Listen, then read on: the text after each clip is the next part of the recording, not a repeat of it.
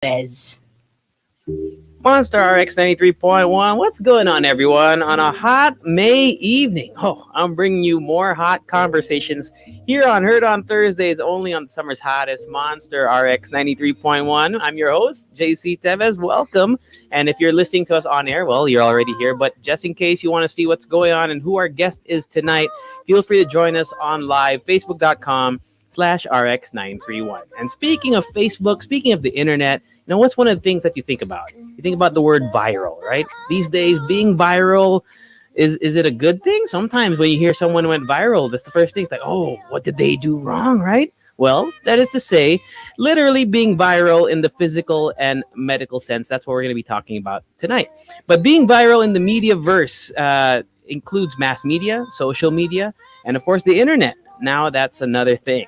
It's what advertisers, marketers, influencers, celebrities, and maybe a few politicians have been using and only could hope for. Many strive to be popular, but only few achieve virality. Yes, our guest tonight is someone of an expert in virality. He's a rock star in the advertising world. And not only that, he really is a legitimate rock star. Yeah, he's been on the Monster many times as a guitarist of the iconic bands Moonstar 88 and Six Cycle Mine, among other outfits. His brother Darwin Hernandez is also head honcho of Superstar Music, home to Moonstar, Six Cycle, Sandwich, Grace Note, Imago, and other legendary OPM bands. So music runs deep in his blood, but what you may not know is he's also very much the creative ideas guy for advertising. Oh, I'm sure you've seen some of their work. He is co-founder of the creative ad agency called Giggle. Giggle has run successful and award-winning campaigns for such clients as Unilever, 7-Eleven, Greenwich, RC Cola, we all know that one, Levi's, and Netflix, and Tita Julie. No to Tita shaming, okay? Lately, he has been giving talks on the concept of virality, and that is what tonight's HOT conversation will be about. Heard on Thursdays from the planet of Moonstar 88, Six Cycle Mine, Superstar, and of course, Gigil Herbert Hernandez joining us tonight. Herbert, what's going on? Hello, hello. Thank you for inviting me. And thank you, Sir Rafi. Uh, I'm excited. Siyempre excited ako kasi RX. Before Yeah. tumutugtog ako ngayon. Ngayon, iba naman topic. So, it's really Yes, interesting. yes. Something new, something new. Something new indeed. So Herbert, of course, first of all, thank you for joining us tonight. And I always ask my guests this question. Besides your work, which we're gonna talk about in depth in a few minutes, what else have you been doing? May pinapanood ka ba sa Netflix? Is there something that you've been really hooked on for the last few days or months? Default siguro yung Netflix, no? Lagi namang may ganun. Pero, ang bago ngayon, it's really biking. Yung biking. Yeah, medyo nagka-interest ako sa bikes kasi hindi ka pa pwede, ayun na yung pa pwede mong gawin sa labas na safe. Social distancing din. Pero kasama ko yung brother ko, si Darwin nga, siya yung nag-invite sa amin. So mga ibang banda kasama ko rin. From Grace Note and my wife kasama ko rin. Kung saan lang kami pupunta, it's safe. That's good. That's good. Actually, we've had a guest here before sa HOT. His name is Mark More or Mark Moore. He has a YouTube channel. It's all about biking, and he really did share that a lot of people lalo na during this pandemic, really got into biking. No? Sobrang taas. Actually, may scarcity nga ng bike ngayon dahil taas ng demand. Suddenly, buong mundo nagbabike. True. Well, Herbert, we've known you mainly as a musician in the past. Of course, you were a guitarist for two iconic bands, Moonstar 88 and Six Cycle Mine. But you also have, syempre, this creative side to you. So when did creative thinking for advertising and marketing become your main focus na? I mean, has it always been there kahit tumutugtog ka sa banda or did it just recently come to you in the last few years? Sa music industry, 22 years na ako, no? Sa music industry. Yes. 22 years. But as an advertising creatives, nasa 18 years na. 19 years. 18 years, wow. 19 years. So, since college ako, advertising yung course ko Fine Arts. And second year college ako nagka-album, Moonstar Torete. And Sa RX unang lumabas yun eh. So it's really, ang galing. And Full circle na. Interesting na. Pero ever since naman, yun yung kurso ko talaga. Advertising. Advertising. Did it I mean, do you want to share your backstory muna, your origins? I like to call it origin story kasi para kang superhero. I mean, in the advertising world, you're like the Iron Man of advertising here. Diba? You're the main guy. You're one of the main guys here. So let's start from the beginning. Where did you go to school? You said you took up advertising, but yung process. I mean, first of all, how did you get into it? Into your first job in advertising? Since high school, mahilig na ako sa poster making contest, mga ganyan. Alam mo yun? Ikaw yung gumagawa sa mga mural sa pader ng mga village nyo. Something like that, no? Ever since. Nagka-crossroads din ako, no? Parang, kasi nung magka-college na ako, I have to choose kung ano ba, mag-musician ba ako full-time? Or mag-artist din ako? Or magdudoktor? So, may mga ganong dilemma ako during that time. But may nabasa ako na pag may nasa dilemma ka daw, nasa gitna ka rin ng daan, parang you have to go back kung nung bata ka pa, yung sobrang pure, saan ka na re-rewardan. And I remember, mas bibigyan ako ng awards on poster making contest. That's why I chose fine arts. Fine art. Advertising. Then after that, after graduating sa UST, kasabay nga yung banda na yung J. Walter Thompson, yung dream ko talagang agency, yun yung unang-una kong pinasukan. And yun, tuloy-tuloy na, pinagsabay ko yung banda and advertising career. So, yeah. Pero that's not a common thing to be part of, not only being part of a band, but two of the most successful bands in Philippine music history. I mean, to be a part, paano mo na juggle yung responsibilities? I'm sure you had a lot of gigs, you had a lot of shows, my tours. That was my love for advertising. When did you find the time to do both? I mean, I feel like you were mostly, you had to focus on the bands for a lot of your career, di ba? Ano kasi, paano ba? Actually, pareho kasing binigay sa akin, And feeling ko kasi blessing siya, yung talent. So parang kasalanan for me para iwanan siya for another thing, no? Kasi may mga tinatawag, dati nga kine-question ko yun pero apparently meron talagang taong multipotentialites, no? Those are people na maraming gusto. Yes. Dati, parang kasalanan yun. You have to concentrate. Pero ngayon, may mga taong multipotentialites, merong specialist. Diba? So, in our organization, okay lang may multipotentialites and may specialist. So, it happened lang na marami akong gusto. And wala akong binitawan. Then, I'm just always, parang laging goal, gagawin ko lang yung 100% ko. Kaya nga, gigil, Lagi ko lang gagawin bigay. I'll just do my best. Yun lang naman yun. I love that. Yun ba yung backstory behind the name Giggle? Because in 2017, you co-founded Giggle, which is the creative agency that has been winning a lot of awards. And I'm sure we'll talk about it later. You're one of the most viral commercials that came out last year that I'm sure everyone who's listening has seen before. But let's talk about the origin of Giggle naman. Okay. Sa Giggle naman, kasi yung boss ko, may nag-pirate sa kanya. Yung pinakahuli kong boss, may nag-pirate sa kanya. And yung kasama ko sa Pana, di ba? Yung kung saan ka nag-host. Yeah. Yes. Boss ko siya. Tapos, pinirate siya ng isang malaking multinational companies. Tapos, sabi, kung hindi niya tatanggapin, ako daw kukunin. Okay. That's why, siguro, akala nung magandang move yun nung malaking company. Pero, ayun yung nag-trigger sa boss ko. Nayayain na lang ako na, teka lang, Herbert, tayo na lang, buo na lang tayo. So, that's the trigger siguro. Siya talaga nagaya sa akin. Hindi ko pa sinasabi sa asawa ko noon. Umuo na ako. Nice. Yeah. So it was more of a following your heart kind of moment in your life, would you say? Yeah, kasi plano ko na talaga yon. Parang since nung early years ko na, parang may timeline ako. Kailan ako mapopromote, kailan ako magtatayo ng agency. Ganun ako eh. Parang lagi may North Star. Meron kang... Yes. Kaya lahat ng ginagawa ko, ano yun, small steps papunta dun sa pupuntahan ko. Hindi sprint. Diba? Right. So, ganun din ako sa music industry. I just write songs. Hindi ako nagmamadali. Gawa lang ako ng gawa. Then, pag lumipad. Yan. Right. Basta moving forward is your Yep. mindset in life. Okay, Yep. okay. All right, so let's talk about the subject of virality.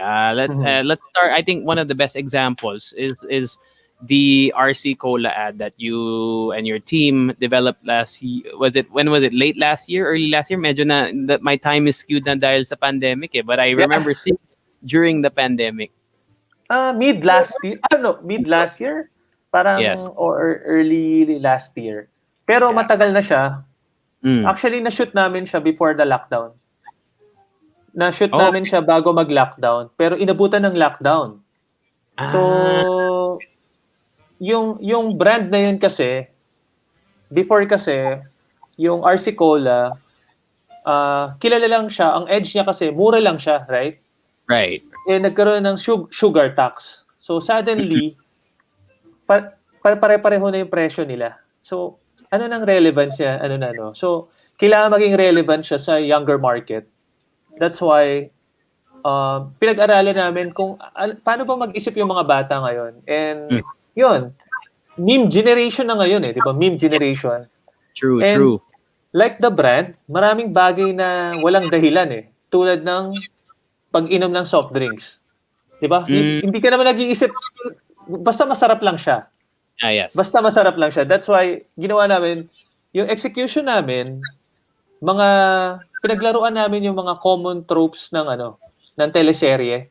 The ampon, the disband ng banda. Pinaglaruan namin. Change namin yung dulo para hindi mo alam kung ano nangyari. Basta masarap lang siya. So, yun. So, tumatak sa isip, no? Those were super memorable. Actually, fun story, Sir Herbert. For the band board for the RC Cola, one of our former student jocks here was the girl. The What? girl in that band. Yeah, Yung si Aya. singer? Galing. Si Aya. Okay. Super one here. But so let's talk, di ba, in terms of virality, how would you define virality though? Is it, you mentioned you wanted to target the youth.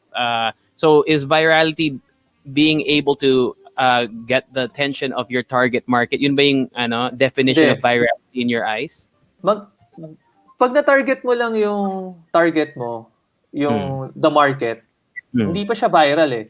Ang virality is sobrang siyang interesting. It goes beyond your target market, no? It goes beyond.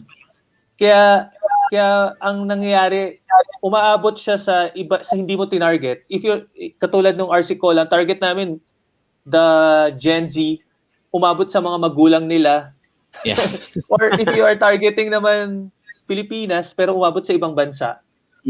So those are, ayun yung virality, no? So it goes beyond uncontrollable. Minsan di mo makontrol kasi sobra siyang interesting kung saan na siyang lupalop nakarating. Ang funny nga yan, we like the Levi's yung sinabi mo. Yung Levi's, every Christmas, nagba-viral siya. Parang iba-ibang bansa lagi siyang nagba-viral sa iba't ibang bansa. Tinatag na lang kami. So those things, hanggang umabot sa ibang bansa, sa New York. Right. So for the monsters listening, the Levi's ad naman is about a father who's purchasing a jacket he put braille on the side because his son is blind, tama? Yep. And I think a lot of us have seen that. And every Christmas it goes viral because would you define viral as something that is not instant then, Herbert? Is it something that lives on for years, months, years down the line? It could be. Walang rules, walang ano naman. Kasi mayroon naman late nagba-viral. May ganun naman. Late siya nagkaroon ng snowball effect, no? Late siya nakita ng right audience. Person para right audience para mag-explode. Actually, wala talagang formula eh. Walang formula ang viral. That's what I was going to ask you. I mean, but because you've already created successful campaigns, you must have had maybe a formula, but you're saying there's no formula. So what is, I guess, the... Okay. to achieve the benchmarks that you want. The benchmarks meaning going past your target audience, reaching across the globe, for example, is another benchmark that you try to achieve in making a successful viral ad. How do you do it then if there's no formula? Okay. Actually, ito yung sinabi ko sa TED Talks, no? Nagkaroon ako ng TEDx talk sa Ateneo, and they asked me, ano ba yung formula? So, sad to say, walang formula akala Okay. nila may formula ang viral, no? Pero, merong formula ang hindi nagba-viral. So, may formula para hindi ka mag-viral. So, 3 things yan, no? Number 1, if mukha kang ad. Okay. If mukha kang advertising, kasi people wala. Ayaw ng mga tao binibentahan sila, no? So, istorbo ang ad. Pag may ginagawa ka, unlike before kasi, 'di ba? Nung bata pa tayo, I don't know kung ano age mo, pero nung bata ako, yung mga nagbebenta, mga salesman, ini-entertain pa namin sa bahay ng mom ko. Pinagtitimplahan pa ng kape. Mga encyclopedia, ganyan. Nagbebenta ng encyclopedia, underwear, or anything, no? Pero ngayon, pag may kumatok sa bahay nyo, hindi nyo na entertainin, di ba? Todo. See you later. Marami tayong ginagawa. So that's first, no? Kasi walang gustong magbenta. Storbo siya. Ganon din naman sa YouTube, pag may nakita ka. Na hindi... Skip ad. Yeah, skip ad. Pag alam mong binibenta ko. Okay. Number 2, pag yung sinasabi mo, sinasabi na rin ng lahat. Diba? Bakit ako mag-spend ng time sa'yo? Lahat naman sinasabi about COVID na. Diba? So, may studies nga na actually, pansinin mo, yung mga kanta about COVID, hindi nag-hit. Right. Kahit ang dami pang artist na nagsama-sama, sabi ng brother ko pero naggugulat daw yung mga labels, pero basta tungkol sa COVID, hindi nag-hit. Dahil, sawa na sila. Alam mo kung ano nag-hit nung 2020? Bawal lumabas. Yung kay Kim Chiu, hindi dahil COVID siya, dahil humor siya, dahil entertainment siya. No? So something like that, no?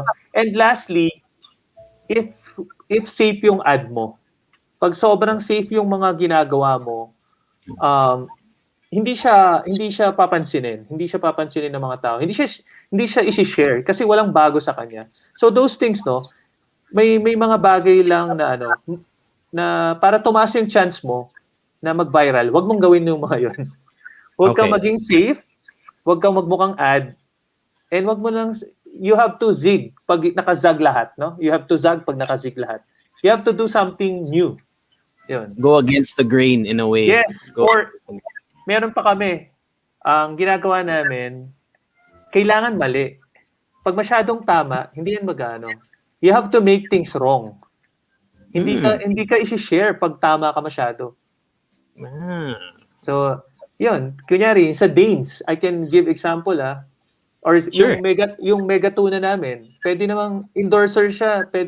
Pag in-endorse siya ng celebrity, hindi mag-viral. Unless BTS ka, no? Right. pero kung endorser mo butike, mali na kagad yun, di ba? Ang ginawa namin, butike doon for megatuna. Viral siya, di ba? So, yun. Mamaliin mo siya para maging Pag nagki-clear ako ng mga ideas, masyado pang tama. Paano natin siya mamaliin? So, those things. May mga hindi siya formula, but tataas lang yung chance natin para mag-viral. To make it a higher chance of success of it being a successful campaign. Okay, with that being said, Herbert, I gotta ask then, when it comes to social media naman, how come there are still so many people following these safe, doing the 3 things that you mentioned to not do? Because it seems like if you check out the ads, mga influencers on Instagram, for example, their ads are, alam natin, ads siya, hawak yung product, tapos yung caption, very formulaic. How come other agencies or other brands are still going to agencies and saying, can we do this safe and very formulaic approach to marketing? If they've seen your success, for example, you and your team going against that, how come there's still so many campaigns that are very safe and very formulaic? Iba-iba, no? Alam mo, sabihin ko nga 50% siguro ng magagandang ads, dahil sa clients, no? So, iba yung naiisip nila. And depende rin sa personality, no, nung brand, no. May way naman para pag-usapan ka, hindi naman to the extent na maging viral ka, pero mag-work yung ad mo in a different way. Pero sa Giggle kasi talaga, ang pinipili lang namin are the, may term kami, high risk, high reward. So, kasi kung kaya naman nilang gawin yung idea, sila na lang, di ba, gagawa, hindi Giggle, no? So, those things, no? And okay lang yun kasi hindi talaga para sa lahat yung Giggle, yung idea namin. Yeah. So, it's okay. In your eyes naman, when you mentioned the third rule, or the third, not rule, but the third thing, yung don't be too safe, dapat may mali. Have you ever, in your history of advertising, I'm not singling out Giggle, but in your history of working in advertising, has a company, or as your product, or as your idea maybe gone too far na it went viral for the wrong reasons naman? Have you ever experienced that, or have you seen it in action, maybe not with you but in other campaigns? Actually, ang kasi, in-expect na namin laging ganon. Laging merong magagalit. So, hindi kami nagugulat. Kasi parang banda lang din yan, guys. Di ba? Parang ting artist yan. Kung wala kang haters, ibig sabihin, hindi ka sikat. Di ba? Okay. So, I like that. So, actually, ang kalaban nga sabi nga ng boss ko ang opposite ng love, hindi hate. Hindi hate Indifference. So, mas problema namin pag hindi kami pinansin. Diba? So, yun yung nun So, may magkakagusto sa'yo, pero definitely may magagalit. Okay. Kasi sobra kang interesting.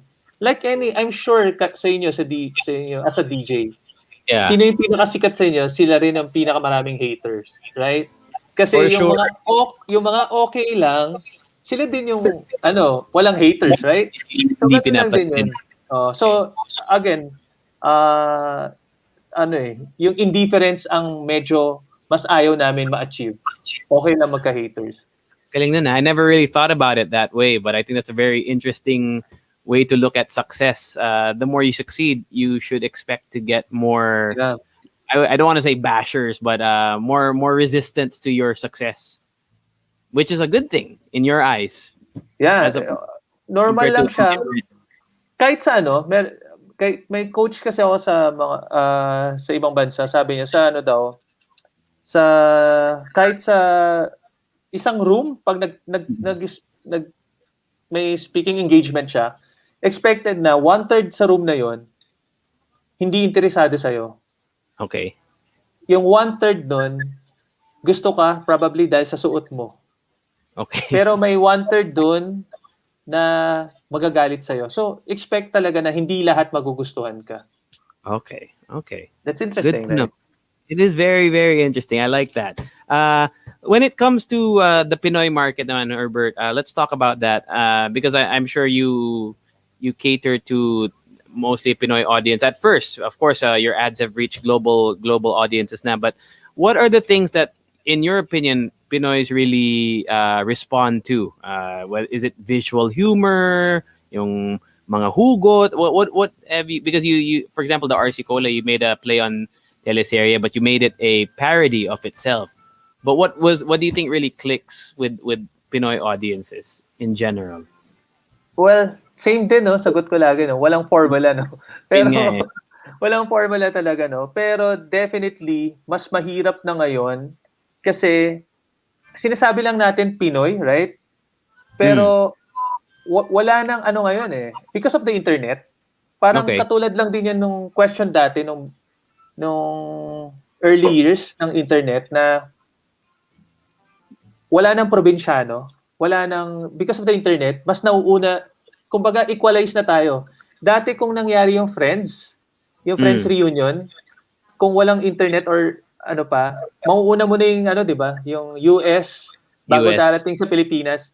Ngayon, lahat tayo, buong mundo, ang pinag-uusapan, Friends. Yes. So, na-equalize niya na. Even the taste, mas mataas na. Kaya nga ina-undermine, nakakatawa, no? May mga clients na ina-undermine nila yung Pilipino dahil, ay, hindi yan maabot ng mga Pilipino. Pero magugulat kayo, yung taxi driver nanonood ng Modern Family, nanonood ng nakakatawa sa Netflix nila. So, baka nga magulat kayo, yung sa Cebu mas mataas pa yung humor kasi nanonood din sila ng ng mga Comedy Central, 'di ba? Yung mas matataas pa ng kind of humor. So, wala talaga, no? Depende na lang yun, wala nang difference. Pare-pareho lang ng gusto ng mga Pilipino or ng tao. True.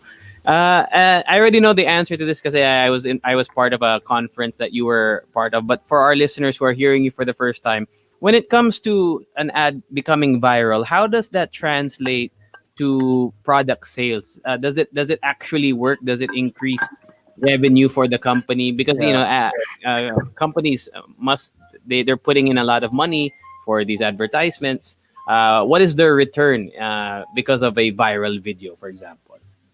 Talaga mataas talaga. Can you imagine yung RC Mega increase 67%, 'di ba? So yun.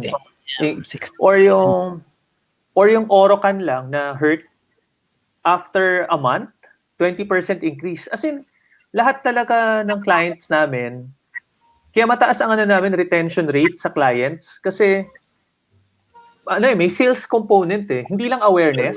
Siguro top of mind ka Yes. Top of mind ka So, or minsan sa Orocan, may mga bumibili dahil gusto lang nilang suportahan dahil natawa sila.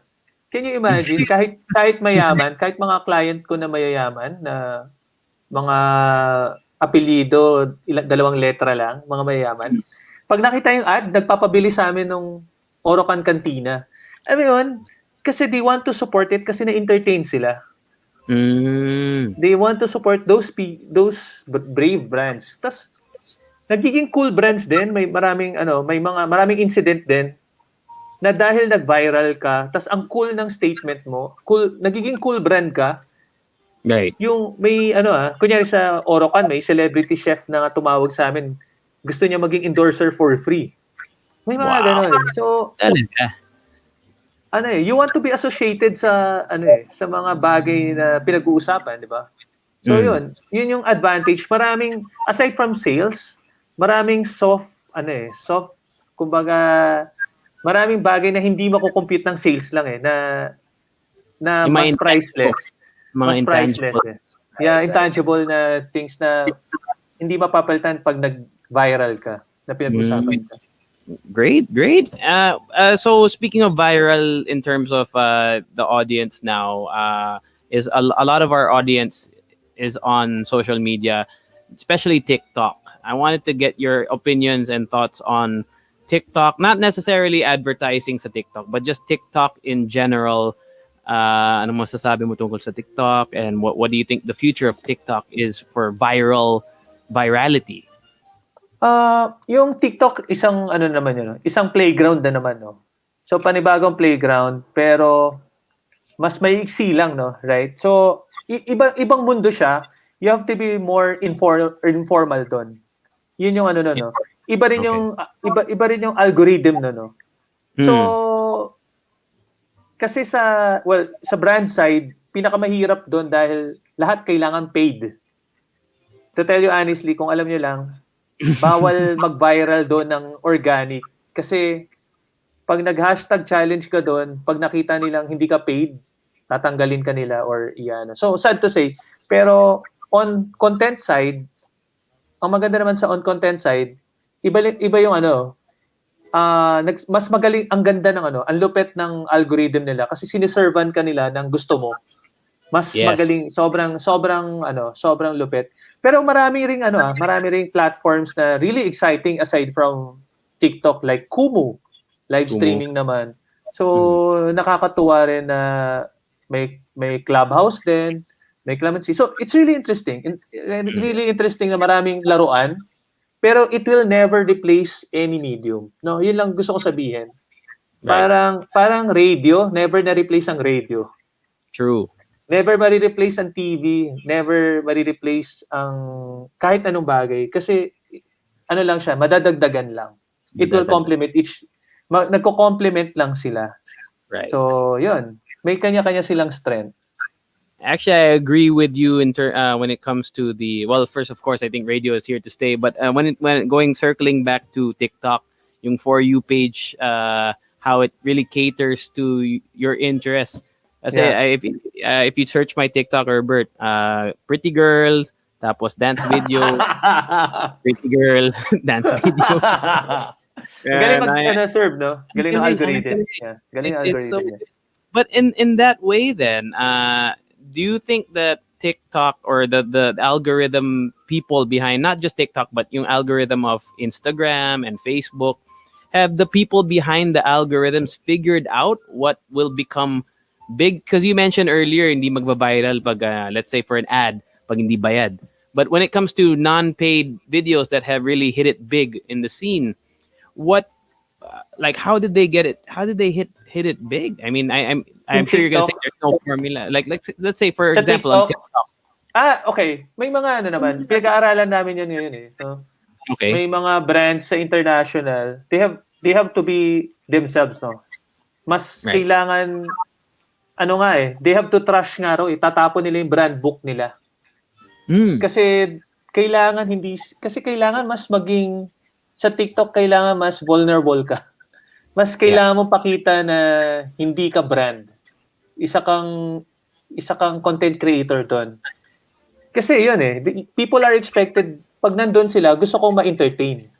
Hindi ko gusto makita ng ad. Kaya siguro ginawa nila, they control the ads kasi parang nasa parang playground siya, tapos biglang may magbebenta, so may inis ka, no? So ang ginawa nila, they really define, eto bayad to, eto bayad, eto commercial, eto ano. So something like that. Pero ano pa rin siya, sobrang bata pa nung platform. Unti-unti continuously nagbabago siya eh. Ngayon nga pwede ka nang mag-add Kaka-launch lang nila na pwede ka nang mag-place parang katulad ng Facebook, 'di ba? Yes. Unlike YouTube, ang hirap na ikaw mismo maggumawa ng ad para i-advertise kasi you need media company, no? Ang TikTok before ganon, kailangan mo na media company para magka-placement. Ngayon pwede na rin yung ordinary people to place an ad there. Pero kaka-launch lang. So continuous to mangyayari. Yan yung masaya diyan eh. Lagi kang walang alam. Laging bago. Yung pinaka-interesting sa akin sa TikTok is the editing ability of just regular people. They make para siyang full-blown movie edits minsan yung mga videos. It's so crazy. And which leads me to think the future naman of content creation, will it come to the point where no one will be surprised anymore by something? I mean, there's gonna be, I feel like there's so many videos that I've seen that are like so crazy, and then the next time I see it, I'm like, oh, that's cool, but I already saw something similar na ganyan. Yan. So when it comes to virality, I'm sure that's gonna be a big issue in the next coming decade, diba? Pataas lang ng pataas.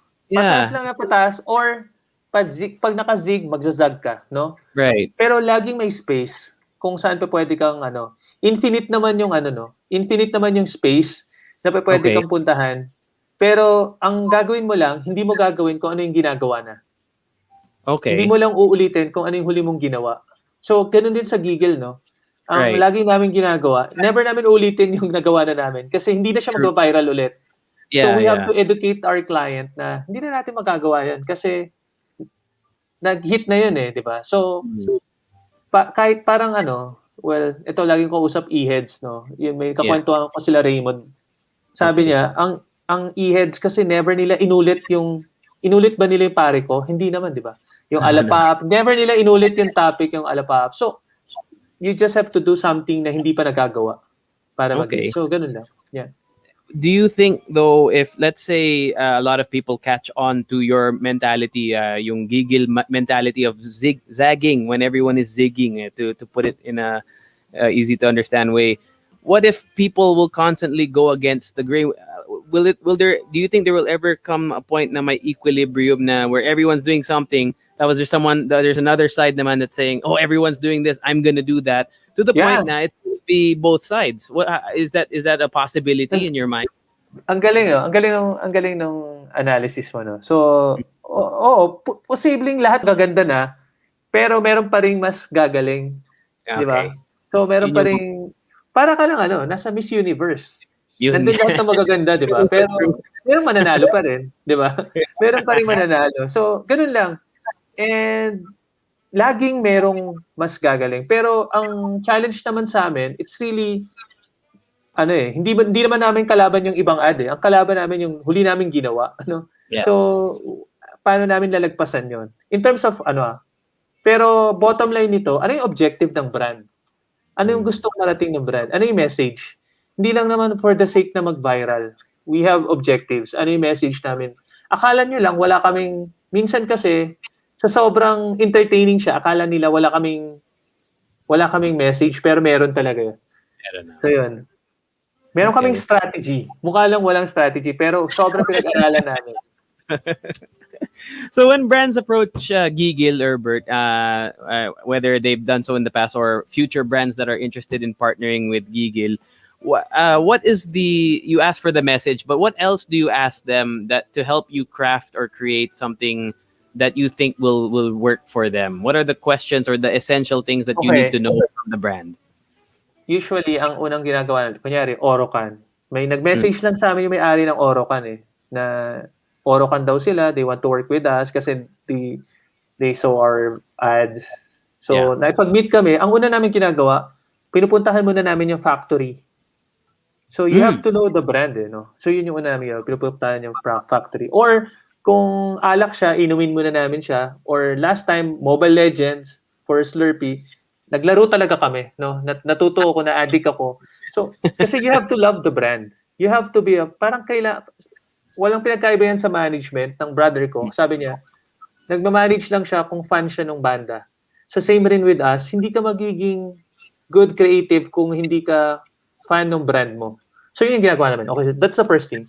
Second, we have to know the goal. 4 lang yan, no? Definitely, we have to know ano yung goal. GIGIL. Pwede nilang tandaan to. Goal, second, goal is kung ano yung objective ng brand.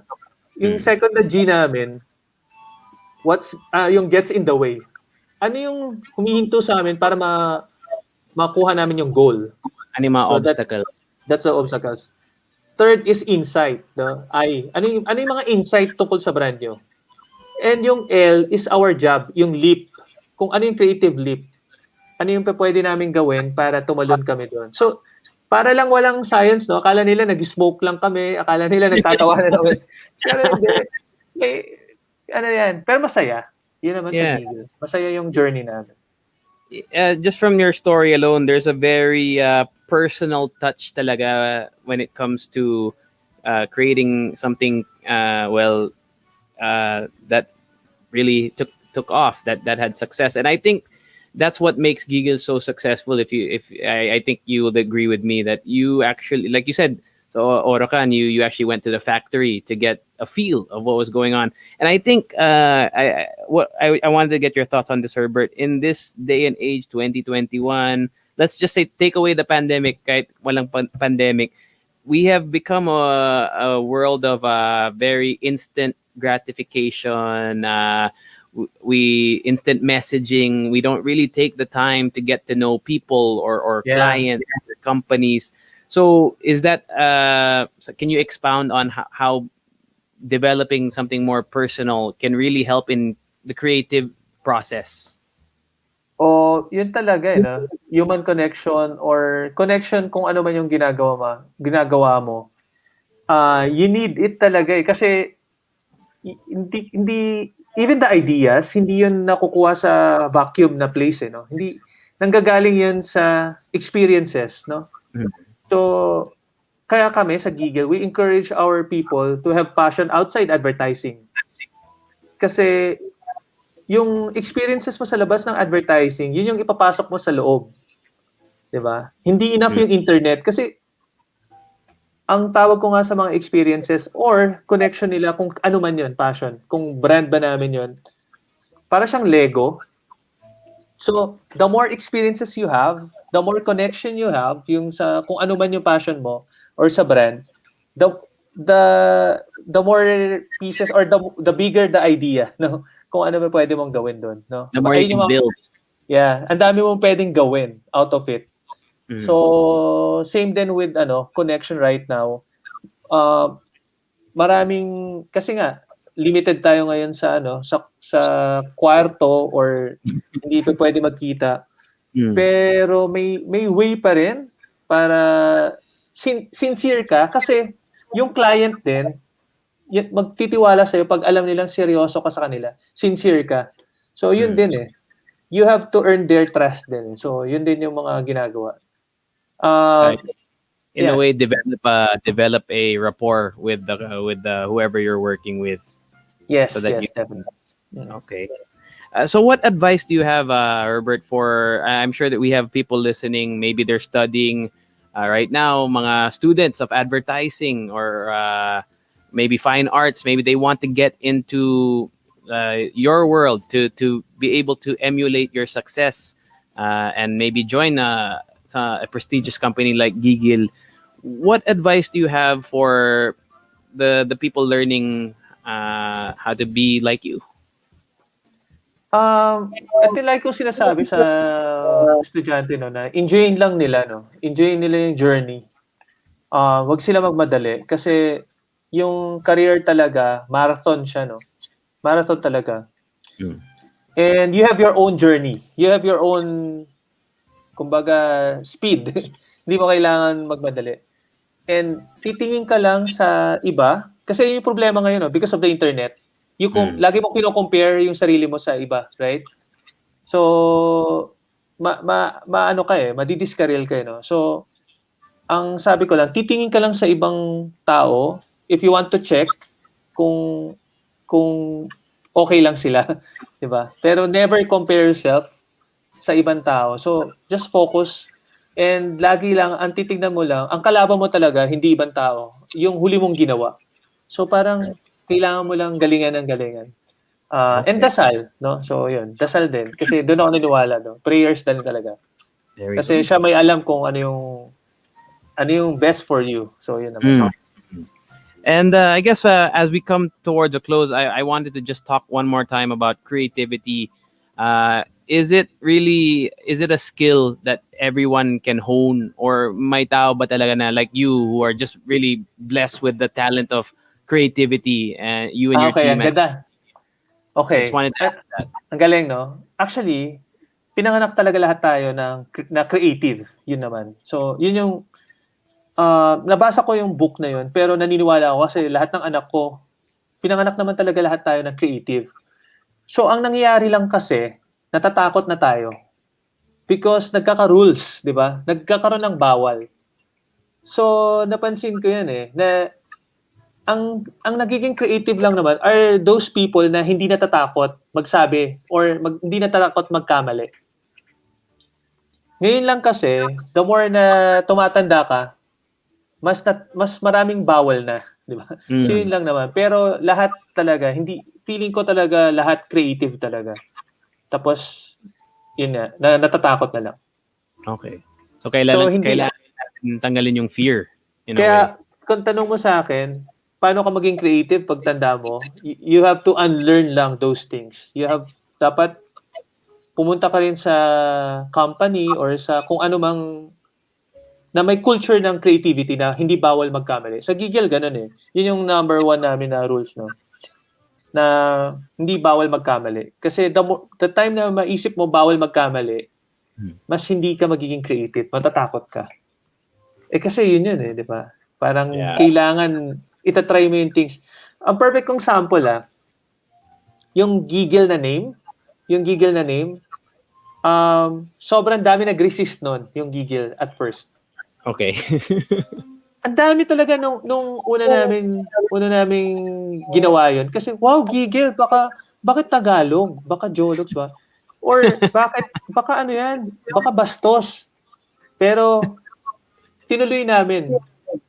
And ngayon, naging cool na siya. Parang may mga nag-interview sa amin, wow, sobrang cool ng name nyo. Paano nyo naisip yun? Pero can you imagine the resistance nung una? Kasi bago. So yun nga eh. Lahat ng bago, nakakatakot. Lahat ng bago, may resistance. And nagiging creative ka pag di ka takot. You just do it anyway. I'll just do it anyway. I love it. Great advice. And I'm sure people listening, man, they've really learned a lot tonight. So with that being said, Herbert, meron ka bang mga future projects that you want to tell us about? Maybe on music or even for Gigil? Okay. Ano yung mga future plans ninyo? Well, sana bisitahin nila yung Facebook ng Gigil or giggle.com.ph. May website kami and marami kaming lalabas na brands pa na entertaining, no? Pero may isa akong project na kami ni Badong ever since na gusto kong i-promote, the indirectorymanila.com. So yung indirectory, directory siya ng mga freelancers, no? We're championing kasi championing independent mindset, no? So yung mga freelancers kasi marami namang especially nitong pandemic, maraming freelancers pero marami ring client na naghanap ng freelancers. So hindi sila magkita. So we just created this indirectorymanila.com. They have to search it lang sa tapos may mga activities kami na mangyayari. Like we educate them paano mag-ayos ng resibo nila, paano mag-ayos ng taxation nila. It will be happening tomorrow. So pwede pa silang humabol. Friday tomorrow ang about business registration, ta Saturday naman about taxation. So yun, inaalagaan lang namin yung mga freelancers. So Great. That's our project sa Gigil. So yun. Actually, I really appreciate that kasi kasama din ako sa mga freelancers when it comes to, let's say, hosting, emceeing, for example. So indirectory is something that you in the future hope to connect freelancers with potential clients, and it's already doing that. We have 900 plus freelancers na, no? Marami ng third year na yata namin, and marami, even Unilever, lahat ng big companies, mga agencies pupunta doon para tignan yung mga you can check it out later, JC. I will. Yan, sobrang good news yun for the industry. I love it. And Herbert, I just want to say thank you kasi I love how you are a champion for the creatives, whether it be in your own field or just the creatives in the Philippines, for example, or just around the world who have been inspired by you. And it's clear sa mga comment section dito sa Facebook, at least on Facebook Live, you have a lot of fans. So do you want to say hello to anybody? I see Eunice from Grace Note is watching yata. So hello, Eunice. Siya yung kasama ko sa bike every weekend. Yan, sila Eunice. But do you want to say hello to any friends and family listening right now? Yan. Well, di ko alam sana mga taga-Gigil kung may OT yata kami ngayon. May pitch kami tomorrow. Nice. So, yun. Mga fans ng Monster 88 and 6 Cycle Mind. So, yun. Gumagawa kami ng mga kanta. Continue pa rin yun. Actually, yun hindi ko nasabi. Tuloy pa rin yung pag-record namin ng mga bagong kanta. So, don't worry. Hindi kami bumibitaw. So, walang bibitaw. Hold on. Lahat ng bagay, magiging okay din. Great. So Herbert, thank you so much for joining us. We'd love to have you back, lalo na pagtapos na yung pandemic, when everyone's vaccinated, and we can have you in the booth. We'd love to get to pick your mind again. But with that being said, thank you for joining us. Join us again next week for more hot conversations here on Heard on Thursdays. My name is JC Tevez. Have a wonderful evening and always keep it locked right here on The Monster. Good night, everyone. Bye-bye. Heard on Thursdays. Heard on Thursdays. The show that made Philippine FM radio talk. Winner of multiple KBP